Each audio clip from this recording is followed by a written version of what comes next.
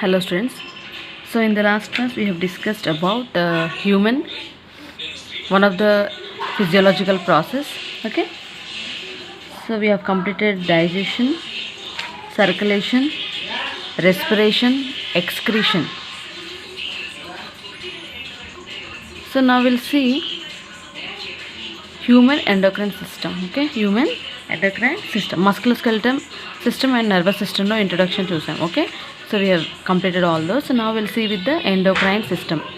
So all the systems are controlled, all the chemical systems, chemical coordination is done by this endocrine system. Okay, endocrine system.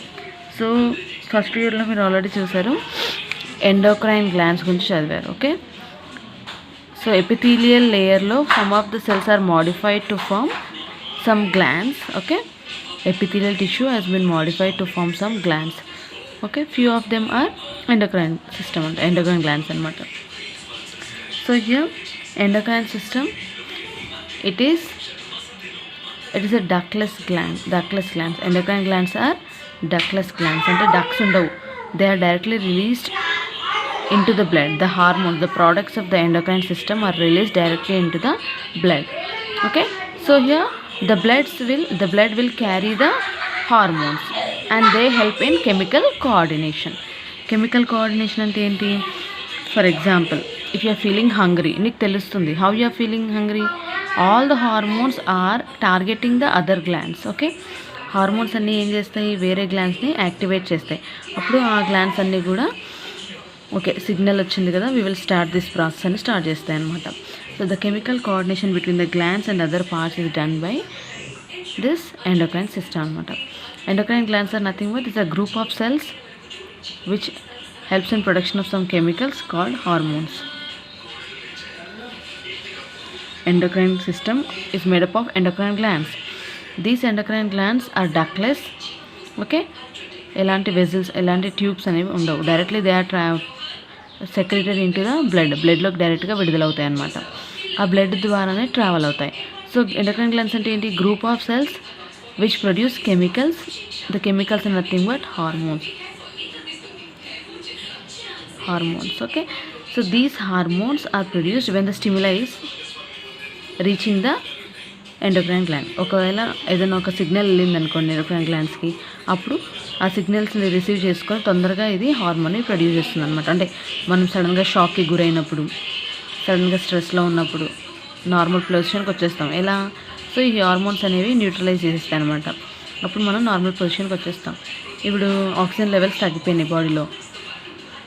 So బ్రెయిన్లో ఉన్నటువంటి different మన target organs దగ్గరికి ఈ hormones అనేవి రావడం జరుగుతుంది. అంటే గ్లాండ్స్, ఎండోక్రైన్ గ్లాండ్స్ నుంచి ప్రొడ్యూస్ అయినటువంటి హార్మోన్స్ అన్ని కూడా టార్గెట్ ఆర్గాన్ దగ్గరికి వచ్చి అవి నార్మల్ చేస్తాయి అన్నమాట. So will see endocrine glands are organic.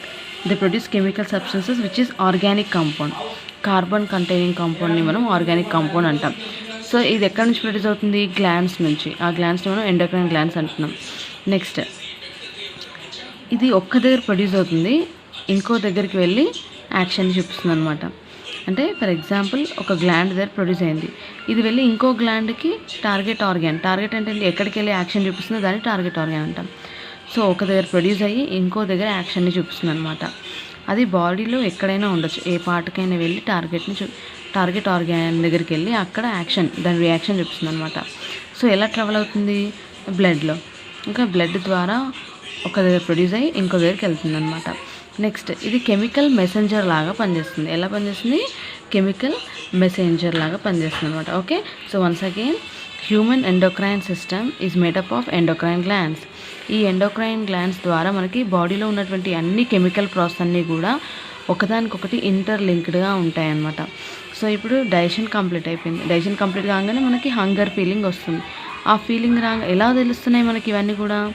So ఈ హార్మోనల్ చేంజెస్ వల్లనే తెలుస్తాయి అనమాట. మన బాడీలో ఉన్నటువంటి ప్రతి ఎమోషన్స్, లవ్, హ్యాపీనెస్, ఓకే, మన ఏడవడం కానీ నవ్వడం కానీ లేకపోతే love, all the feelings, all the emotions are controlled by this endocrine glands. Okay, అంటే ఎండోక్రైన్ గ్లాండ్స్ నుంచి ప్రొడ్యూస్ అయినటువంటి హార్మోనల్ చేంజెస్ వల్లనే మనకి డిఫరెంట్ చేంజెస్ అనేటివి కనిపిస్తూ ఉంటాయి అన్నమాట. Okay, so these are nothing but hormones are nothing but chemical compounds which are made up of carbon organic compound. Okay, and they are produced by the glands ద్వారా విడుదలవుతాయి.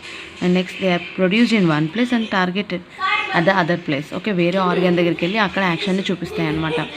Okay, next blood ద్వారా ఇవి travel అవుతాయి and chemical messenger లాగా పనిచేస్తుంది. Okay, so now will see chemical nature. Different types. It is made up of proteins. అంటే proteins అంటే ఏంటి? Group of amino acids. Okay, chain of amino యాసిడ్స్ని మనం ప్రోటీన్స్ అంటాం.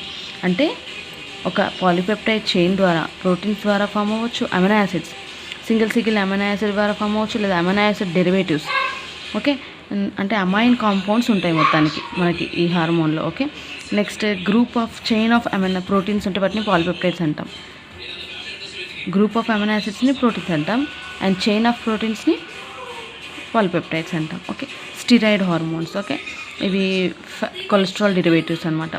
సో అలా మనకి డిఫరెంట్ హార్మోన్స్ ఉండడం జరుగుతుంది. Okay, so based on the nature ఆ ప్రోటీన్కి డిఫరెంట్ నేమ్స్ ఉండడం జరిగింది. అది నెక్స్ట్ క్లాస్లో డిస్కస్ చేద్దాం.